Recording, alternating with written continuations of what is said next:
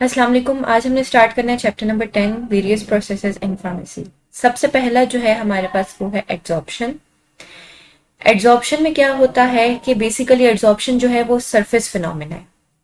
मतलब कि कोई भी अगर हमारे पास सॉलिड सरफेस है और उसको हम लोगों ने किसी लिक्विड और गैस सरफेस की तरफ एक्सपोज किया हुआ है, तो वो लिक्विड और गैस के मॉलिक्यूल्स जो हैं वो उस सॉलिड सरफेस के ऊपर आके जमा होना शुरू हो जाते हैं। बेसिकली इस प्रोसेस को हम कहते हैं एड्सॉर्प्शन। अब वो जो सरफेस होती है सिर्फ उसके ऊपर एड्सॉर्प्शन होती है, अंदर एब्जॉर्प्शन नहीं होती। एड्सॉर्प्शन और एब्जॉर्प्शन में डिफरेंस होता है। जो एड्सॉर्प्शन है बेसिकली वो आपके पास है सरफेस फिनोमिना कि जिसमें आपके पास जो सॉलिड है उसका सिर्फ सरफेस इन्वॉल्व होता है। एब्जॉर्प्शन में कि पूरा का पूरा सरफेस क्या, उसकी इनर कोर क्या, मतलब वो पूरा सब्सटेंस इन्वॉल्व होता है। ठीक है, बिल्कुल इसी तरह जैसे लेट सपोज आपके पास स्पॉन्ज है एक, ठीक है, स्पॉन्ज को जब आप पानी में डिप करते हैं तो वो स्पॉन्ज के अंदर सारा का सारा पानी जमा हो जाता है, वो एब्जॉर्प्शन होती है। अगर हम लोग जो है वो सरफेस के ऊपर किसी चीज को डालते हैं और वो उसके अंदर एब्जॉर्ब नहीं होती पूरी, तो वो बेसिकली एड्सॉर्प्शन होता है। ठीक है, ऐसा सब्सटेंस जो कि सरफेस के ऊपर एड्सॉर्ब हो जाए उसको एड्सॉर्बेट कहते हैं। और वो सॉलिड जिसके ऊपर एड्सॉर्प्शन का फिनोमिना हो रहा होता है वो बेसिकली एड्सॉर्बेंट होता है। जैसे ये एक्टिवेटेड चारकोल है हमारे पास, ठीक है। अब ये एक्टिवेटेड चारकोल एड्सॉर्बेंट है क्योंकि इसके ऊपर आके सारे मॉलिक्यूल क्या हो रहे हैं, एब्जॉर्ब हो रहे हैं, एड्सॉर्ब हो रहे हैं। ठीक है, अब जो मॉलिक्यूल जिसके ऊपर आके सरफेस के ऊपर एड्सॉर्ब हो रहे हैं उनको कह रहे हैं हम एड्सॉर्बेट, और इसको कह रहे हैं हम लोग एड्सॉर्बेंट। और ये जो प्रोसेस है ये क्या कहलाता है, एड्सॉर्प्शन कहलाता है। ठीक है, अब इसके अंदर क्या होता है कि हमारे पास जो बॉन्डिंग्स होती हैं वो आयनिक बॉन्डिंग, फिजिकल इंटरेक्शंस और केमिकल इंटरेक्शंस होती हैं, जिसके थ्रू ये हमारे पास जो गैस और लिक्विड के मॉलिक्यूल्स हैं ये सॉलिड सरफेस के ऊपर आके एड्सॉर्ब होते हैं। ठीक है, अब एब्जॉर्प्शन और एड्सॉर्प्शन में क्या डिफरेंस है। Adsorption means deposition on the surface only, while absorption means penetration into the body of solid. इसके अंदर कोई चीज अगर पेनिट्रेट कर जाए, ठीक है, ये हमारे पास सरफेस है तो वो एब्जॉर्प्शन है। अगर सिर्फ देखेंगे जैसे सॉलिड की सरफेस के ऊपर मॉलिक्यूल्स आके अटैच हैं तो ये क्या है, ये सिंपली एड्सॉर्प्शन है। ठीक है, अब जो एड्सॉर्प्शन की टाइप्स हैं वो है फिजिकल एड्सॉर्प्शन और केमिकल एड्सॉर्प्शन। सबसे पहले हम देख लेते हैं फिजिकल एड्सॉर्प्शन। फिजिकल एड्सॉर्प्शन में क्या होता है कि जो आपकी सॉलिड सरफेस होती है उसके ऊपर आके लिक्विड और गैस के मॉलिक्यूल सिंपली अटैच हो जाते हैं। ठीक है, जैसे एग्जाम्पल में अगर हम लोग बात करें, बहुत सी हमारे पास ऐसी ड्रग्स होती हैं जो कि जीआईटी स्किन के ऊपर जाके एब्जॉर्ब होती हैं, एब्जॉर्ब नहीं होती। ठीक है, केमिकल एड्सॉर्प्शन की बात करें तो इसमें क्या होता है कि लिक्विड और गैस के मॉलिक्यूल्स जो हैं वो आपकी सॉलिड सरफेस के ऊपर आके फिजिकली नहीं बल्कि केमिकल इंटरेक्शन के थ्रू बॉन्ड करते हैं। ठीक है, जैसे आप बिल्कुल एक डेली लाइफ से रिलेटेड हमारे पास एग्जांपल है, हम अगर बात करें रस्टिंग ऑफ आयरन, ठीक है, जो लोहे को जंग लग जाता है वो क्यों लगता है, वो एड्सॉर्प्शन के थ्रू लगता है। आप अगर कोई लोहा बाहर छोड़ दें, ठीक है, तो क्या होता है, कुछ अरसे बाद आप देखें तो उसका रस्ट कलर हो जाता है। ठीक है, उसको जंग लग जाता है, क्यों, क्योंकि जो ऑक्सीजन होती है वो उसकी सरफेस के ऊपर आके एक्यूमुलेट होना शुरू हो जाती है। ठीक है, तो सरफेस के ऊपर जब आप आपकी जो ऑक्सीजन है वो आयरन के ऊपर आके एक्यूमुलेट होगी तो उसको हम क्या बोलेंगे, केमिकल एड्सॉर्प्शन। ठीक है, नेक्स्ट हमारे पास आ जाते हैं कि कौन से फैक्टर्स हैं जो कि एड्सॉर्प्शन को अफेक्ट कर रहे हैं। इसमें सबसे पहले आ जाता है सरफेस एरिया। सरफेस एरिया ज्यादा होगा तो आपके पास गैस ज्यादा एब्जॉर्ब होगी। इसी तरह अगर आपके पास कोई लिक्विफाइबल गैसेस ज्यादा हैं तो वो आपकी सॉलिड सरफेस के ऊपर ज्यादा एब्जॉर्ब होंगी। ठीक है, लेट सपोज सल्फर डाइऑक्साइड की अगर बात करें। इसी तरह अगर हम लोग टेम्परेचर बढ़ा दें तो क्या होगा, एड्सॉर्प्शन जो है वो कम हो जाएगी। ठीक है, एड्सॉर्प्शन का फिनोमिना कम होगा, क्यों, क्योंकि हमने टेम्परेचर इंक्रीज कर दिया। टेम्परेचर इंक्रीज करने से बॉन्ड्स टूटेंगे तो एड्सॉर्प्शन कम हो जाएगी। एप्लीकेशंस क्या हैं एड्सॉर्प्शन की। एड्सॉर्प्शन के एप्लीकेशंस में हमारे पास सबसे पहले है वो जो फिनोमिना आ जाता है वो क्या है कि एड्सॉर्प्शन जो है हमारे पास इसमें क्या होता है कि स्किन और जीआईटी ट्रैक्ट के अंदर ये फिनोमिना इन्वॉल्व होता है एब्जॉर्प्शन के लिए। ठीक है, मतलब कि एड्सॉर्प्शन के लिए, सॉरी, मतलब कि अगर कोई भी चीज, कोई ड्रग आपकी एब्जॉर्ब होनी है स्किन के ऊपर, मतलब आपकी जो जीआईटी लाइनिंग है उसके ऊपर, तो एड्सॉर्प्शन का फिनोमिना यूज होता है। इसके अलावा बहुत सारे एंटीडायोड्स ऐसे होते हैं, ठीक है, एंटीडोट सॉरी, जिनको हम लोग देते हैं।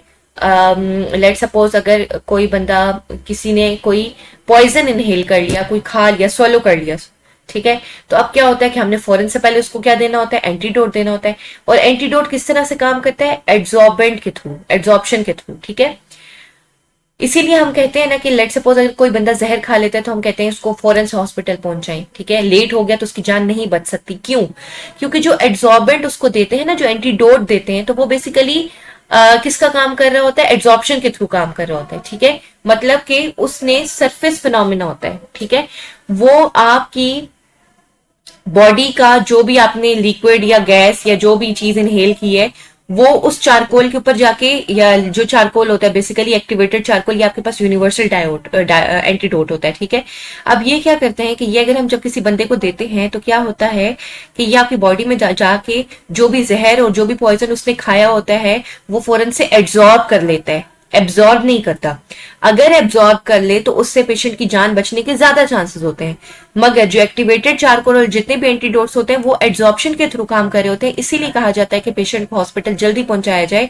अगर लेट हो जाएगी तो क्या होगा, वो जितना भी पॉइजन है वो उसकी बॉडी में एब्जॉर्ब हो जाएगा, और जो उसकी सरफेस, जो हमारे पास जो एंटीडोट है उसकी सरफेस के ऊपर कम होगा। तो जब जाहिर बात है उसकी सरफेस के ऊपर कम वो एब्जॉर्ब होगा तो उसका तो कोई फायदा नहीं है ना। हमें तो सारा का सारा जो भी पॉइजन है वो बॉडी से रिमूव कराना है, ठीक है। तो इसलिए फिर और सारे ऑप्शंस होते हैं जिसमें आपका स्टमक वॉश किया जाता है, पूरा जीआईडी ट्रैक्ट वॉश किया जाता है, ये सारे होते हैं ऑप्शंस। इसके अलावा जब आपके स्टमक से एसिड को रिमूव करना हो, ठीक है, तो उसके लिए भी क्या करते हैं, हम वीकली बेसिक एब्जॉर्बेंट्स यूज करते हैं।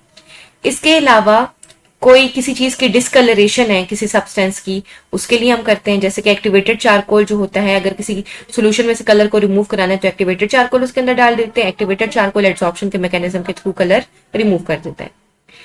इसी तरह कोई इंटेस्टाइनल टॉक्सिन, अगर कोई बात करें, किसी ने कोई टॉक्सिन खा लिया, वही जो मैंने आपको एग्जांपल दी, वो भी एब्जॉर्प्शन के थ्रू होता है।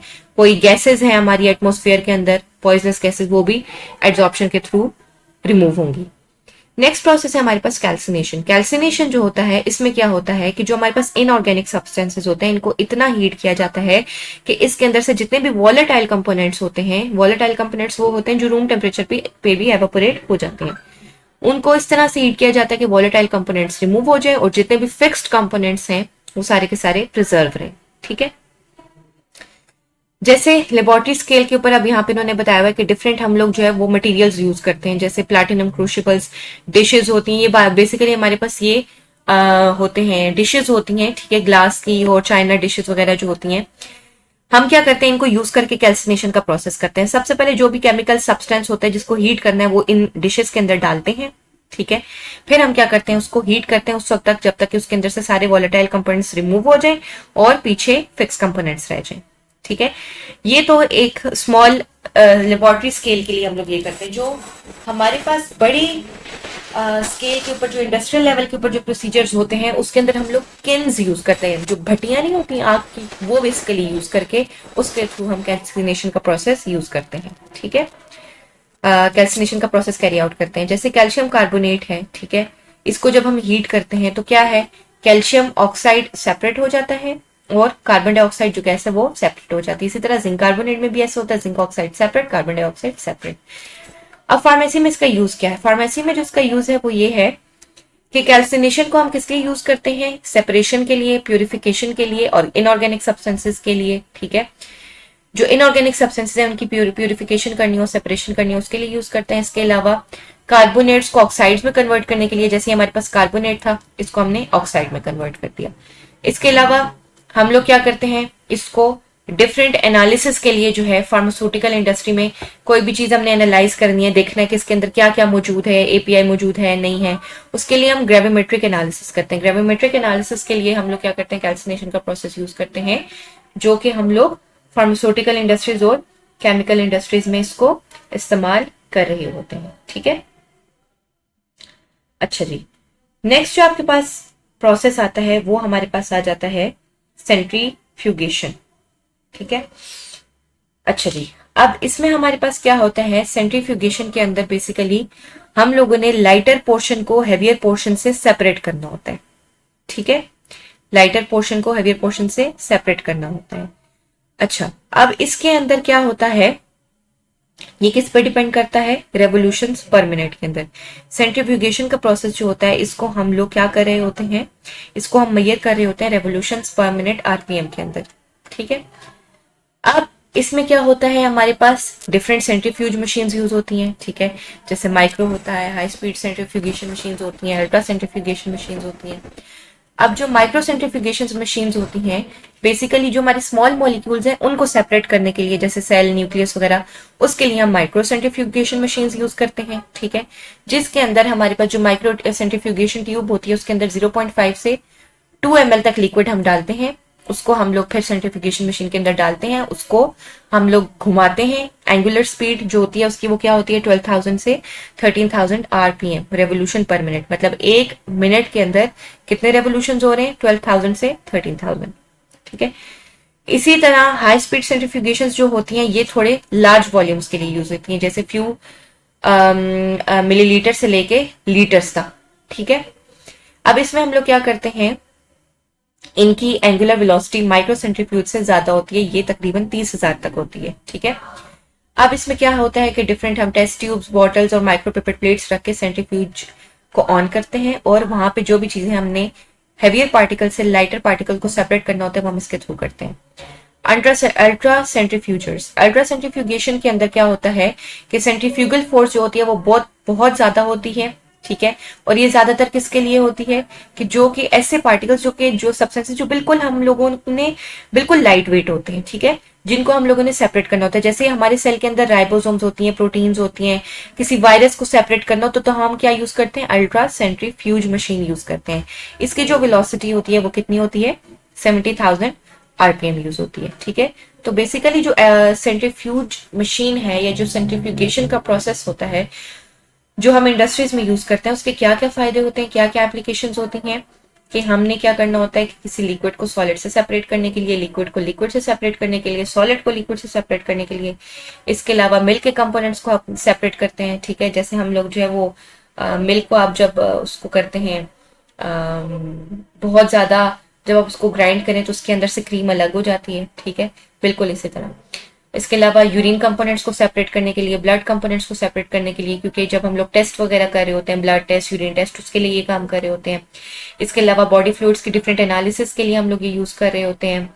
सीरम प्लाज्मा से ब्लड सेल्स को सेपरेट करने के लिए, यूरिन से डिफरेंट जो सेडिमेंट्स होते हैं, जो छोटे छोटे पत्थर होते हैं, उनको सेपरेट करने के लिए। इसके अलावा जो इरिथ्रोसाइट्स होते हैं ब्लड के अंदर, जो आरबीसीज होते हैं, वो सेपरेट करने के लिए। ठीक है, इन सारी चीजों के लिए हमारे पास सेंट्रीफ्यूगेशन का प्रोसेस इस्तेमाल होता है। नेक्स्ट हमारे पास आ जाता है क्रिस्टलाइजेशन। क्रिस्टलाइजेशन जो है, इसमें बेसिकली क्या होता है कि ये हमारे पास क्या करता है कि ये कन्वर्ट करता है आपके लिक्विड को सॉलिड में बाय यूजिंग एवापोरेशन, कूलिंग और प्रेसिपिटेशन मेथड। ठीक है, क्रिस्टलाइजेशन में हम क्या कर रहे होते हैं कि लिक्विड को सॉलिड में कन्वर्ट करते हैं बाय यूजिंग एवापोरेशन, प्रेसिपिटेशन और कूलिंग। इन 3 मेथड्स के थ्रू हम क्रिस्टलाइजेशन करते हैं। ठीक है, बेसिकली हमने क्या करना होता है कि एक सुपर सैचुरेटेड सॉल्यूशन बनाते हैं। ठीक है, और उसके अंदर जो है हम लोग क्रिस्टल्स की जो है वो फॉर्मेशन कराते हैं। ठीक है, क्या होता है कि सुपर सैचुरेटेड सॉल्यूशन कैसे बनता है, लेट्स सपोज कि मैंने क्या किया कि आधा ग्लास पानी लिया, उसके अंदर कोई 6-7 चम्मच जो है चीनी के डाल दिए। अब वो चीनी उसके अंदर नहीं मिक्स हो रही, मैं क्या करूंगी, उसको हीट करूंगी। उसको हीट करूंगी तो वो सारी की सारी चीनी मिक्स हो जाएगी। फिर मैं उसको कूल डाउन करूंगी। जब मैं उसको कूल डाउन करूंगी तो मैं देखती हूँ कि क्या होता है, छोटे छोटे छोटे से क्रिस्टल्स बन रहे हैं। वो जो मैंने चीनी शुगर उसके अंदर डाली थी, उसके छोटे छोटे क्रिस्टल्स बन रहे हैं। तो ये क्या है, ये बेसिकली क्रिस्टलाइजेशन का प्रोसेस है। ठीक है, हम लोग क्या कर रहे हैं कि जो हमारे पास लिक्विड था उसके अंदर हम क्रिस्टल्स की ग्रोथ करा रहे हैं। तो बेसिकली जो मैंने सोल्यूशन बनाया था वो किस में कन्वर्ट हो रहा है, क्रिस्टल्स में कन्वर्ट हो रहे हैं। ठीक हो गया। सबसे पहला मेथड इसका क्या है, एवापोरेशन। एवापोरेशन में क्या होता है कि टेम्परेचर का आप लिक्विड रेज करते हैं। ठीक है, और फिर क्या होता है कि आप उसको कूल डाउन करते हैं, तो उससे क्या होता है कि हम लोग के पास सॉलिड क्रिस्टल्स आ जाते हैं। ठीक है, कूलिंग, सिंपली ये सारे प्रोसेस एक दूसरे से इंटरलिंक्ड है। अब हम इसमें क्या करते हैं कि हम कूलिंग के थ्रू, ठीक है, क्रिस्टल्स को ऑब्टेन करते हैं। ये ज्यादातर प्रोसेस कूलिंग का किसके लिए यूज होता है? उन चीजों के लिए कि जो कि हीट सेंसिटिव मटेरियल्स होते हैं, कि जिनको हम हीट करेंगे तो वो खराब हो जाएंगे, उनके लिए हम कूलिंग का प्रोसेस यूज करके फिर हम क्या करते हैं, उनके क्रिस्टल्स जो है वो करवाते हैं, बनाते हैं। ठीक है, जो हीट स्टेबल कंपोनेंट्स होते हैं उसके लिए आप हीटिंग सिंपल कर सकते हैं, एवापोरेशन भी कर सकते हैं, मगर जो हीट सेंसिटिव होते हैं, जो कि हमें पता है कि खराब हो जाएंगे, उनके लिए हम कूलिंग का करते हैं प्रोसेस यूज। ठीक है, अब इसमें हम क्या करते हैं कि सुपर सेचुरेशन सोल्यूशन जो है उसको जब हम कूल डाउन करते हैं, ठीक है, उसको फिल्टर करते हैं, तो क्या होता है, फिल्टर के ऊपर आपके क्रिस्टल्स आ जाते हैं। अब आपके पास जो कूलिंग मेथड है उसको बेसिकली दो क्लासेस में डिवाइड किया हुआ है। एक है स्लो कूलिंग क्रिस्टलाइजेशन सॉरी, और एक है आपके पास rapid cooling crystallisation. Slow cooling crystallisation में जिसमें हम स्लोली स्लोली कूल करके क्रिस्टल्स बनाते हैं, उसमें हम क्या करते हैं कि उसके अंदर आपके पास लार्ज साइज के क्रिस्टल्स ऑब्टेन होते हैं। जो रैपिड कूलिंग होती है, जिसको बहुत जल्दी हम कूल करते हैं, उसके अंदर स्मॉल साइज के क्रिस्टल्स ऑब्टेन होते हैं। ठीक है, आगे आ जाता है प्रेसिपिटेशन। अब इसमें क्या होता है कि दो मैंने लिक्विड्स को मिक्स किया। ठीक है, अब जैसे ही मैंने उनको मिक्स किया क्या हुआ कि उनके प्रेसिपिटेट्स बनना शुरू हो गए। अब मैं क्या करूंगी, उन प्रेसिपिटेट्स को सेपरेट आउट कर दूंगी। तो ये क्या होगा, ये मेरा प्रोसेस ऑफ क्रिस्टलाइजेशन है कि मैंने प्रेसिपिटेशन के थ्रू उनको सेपरेट कर दिया। ठीक है, मतलब कि कोई से दो ऐसे लिक्विड्स के जिसके अंदर मुझे पता है कि मैंने ये चीज अपनी सेपरेट करनी है, उन दो लिक्विड्स को मैं मिक्स करूंगी, उनके अंदर क्या होगा, प्रेसिपिटेट्स बनना शुरू हो जाएंगे। ठीक है, छोटे छोटे से प्रेसिपिटेट्स बनना शुरू होंगे, उन प्रेसिपिटेट्स को मैं सेपरेट करूंगी, तो क्या होगा, ये मेरे पास क्रिस्टलाइजेशन होगी। अब कौन से ऐसे फैक्टर्स हैं जो कि क्रिस्टलाइजेशन को अफेक्ट करते हैं? Temperature, cooling rate, precipitation rate. ठीक है, टेम्परेचर ज्यादा होगा तो अच्छी क्रिस्टलाइजेशन, कूलिंग रेट ज्यादा होगा तो अच्छी क्रिस्टलाइजेशन, प्रेसिपिटेशन रेट ज्यादा होगा तो अच्छी क्रिस्टलाइजेशन। ठीक है, इस तरह क्रिस्टल्स जब ज्यादा आपके पास बनते हैं तो क्रिस्टलाइजेशन भी ज्यादा होती है। सॉल्वेंट की नेचर पे भी डिपेंड करता है कि सॉल्वेंट किस तरह का ले रहे हैं, सब्सटेंस की नेचर पे डिपेंड करता है आप सब्सटेंस किस तरह का ले रहे हैं। कोई ऐसा सब्सटेंस लें कि जिसके अंदर क्रिस्टलाइजेशन हो ही ना सके, तो जाहिर है वो क्रिस्टलाइजेशन के प्रोसेस को अफेक्ट करेगी। इसी तरह कोई इंप्योरिटी होगी तो भी क्रिस्टलाइजेशन नहीं होगी। ठीक है, अब फार्मास्यूटिकल एप्लीकेशंस क्या है क्रिस्टलाइजेशन की? इसमें सबसे पहले क्या होता है कि it is important purification mechanism. ठीक है, जिसको हम लोग किसके अंदर यूज कर रहे होते हैं, फार्मास्यूटिकल इंडस्ट्रीज के अंदर यूज कर रहे होते हैं to get pure solid drugs. ठीक है, इसके अंदर हम लोग क्या करते हैं कि बेसिकली क्रिस्टलाइजेशन का प्रोसेस प्यूरिफिकेशन और सेपरेशन के लिए यूज हो रहा है। तो अगर किसी चीज को हमने, किसी ड्रग को प्योरीफाई करना है तो हम क्रिस्टलाइजेशन का प्रोसेस यूज करेंगे। अच्छा, पेनिसिलिन जी, जो हमारे पास पेनिसिलिन जो आपके पास एंटीबायोटिक है, ठीक है, उसको अगर हम सॉलिडिफाई करना है तो वो हम क्रिस्टलाइजेशन के थ्रू करते हैं। ठीक है, कोई भी आपके पास प्रोटीनिशियस ड्रग है, उसकी क्रिस्टलाइजेशन करनी है या उसको हमने सॉलिड फॉर्म में ऑब्टेन करना है तो क्रिस्टलाइजेशन करते हैं। इसके अलावा स्टेबिलिटी इनहेंस करने के लिए करते हैं क्रिस्टलाइजेशन। क्यों? क्योंकि जब आपके पास कंपोनेंट सेपरेट हो जाएगा, प्यूरिफाई हो जाएगा, तो उसकी स्टेबिलिटी भी ज्यादा होगी। ठीक है, अब क्या है कि it is very simple and less time consuming method to get extremely pure drugs. ठीक है, जो हमारे पास प्यूरिफिकेशन के प्रोसेसेस होते हैं वो बहुत लंबे लंबे होते हैं। क्रिस्टलाइजेशन एक शॉर्ट एंड सिंपल प्रोसेस होता है, इसमें कम टाइम लगता है और हम अपनी ड्रग को प्योर फॉर्म में ऑब्टेन कर सकते हैं। ठीक है, तो क्रिस्टलाइजेशन बेसिकली सेपरेशन और प्यूरिफिकेशन का प्रोसेस है। ठीक हो गया। नेक्स्ट हमारे पास आ जाता है डिकेंटेशन। डिकेंटेशन क्या होता है कि ये हमारे पास वो प्रोसेस है जिसके अंदर हम लोग इंप्योरिटीज को सॉल्युबल पोर्शन के अंदर से रिमूव कराते हैं। ठीक है, लेट सपोज ये हमारे पास क्या है कि जो भी हम लोगों ने सॉलिड लिया, ठीक है, उसको सबसे पहले हमने क्या किया, वॉश किया। ठीक है, अब हमने क्या करना है, जो सॉलिड है उसको सॉल्वेंट के अंदर डाल के उसके अंदर स्टिर किया उसको। ठीक हो गया। अब जब सोल्यूशन बन गया तो क्या होता है, जितनी भी हमारे पास इंप्योरिटीज होंगी उनको सेपरेट कर देंगे, क्योंकि जो सॉलिड होगा, जो प्योर फॉर्म में होगा, वो तो उसके अंदर डिसॉल्व हो जाएगा। पीछे जो इंप्योरिटीज होंगी वो उसके अंदर डिसॉल्व नहीं होंगी। ठीक है, अब हम क्या करते हैं कि ये देखें, ये आपके पास क्या है, ये जो आपके पास है, एक बीकर है, इसके अंदर आपने सॉलिड डाला, उसको अंदर आपने मिक्स किया, सारा लिक्विड आपके अंदर मिक्स हो गया, सोल्यूशन बन गया, मगर ये जो इंप्योरिटीज हैं ये नीचे बच गई। अब हम क्या करेंगे, इस लिक्विड को इसके अंदर पोर करके जो इंप्योरिटीज हैं वो आपके पास सेपरेट आउट हो जाएंगी। ये भी प्रोसेस होता है डिकेंटेशन का, जो कि अब इन दिनों नाउ डेज जो है हम लोग तो फिल्ट्रेशन का प्रोसेस और डिफरेंट तरीकों से कर लेते हैं, तो इसको भी हम यूज करते होते थे। ठीक है, और मगर अब जो है बहुत मॉडर्न टेक्नोलॉजी आ गई है जिसके थ्रू हम लोग जो है वो सेपरेशन करते हैं।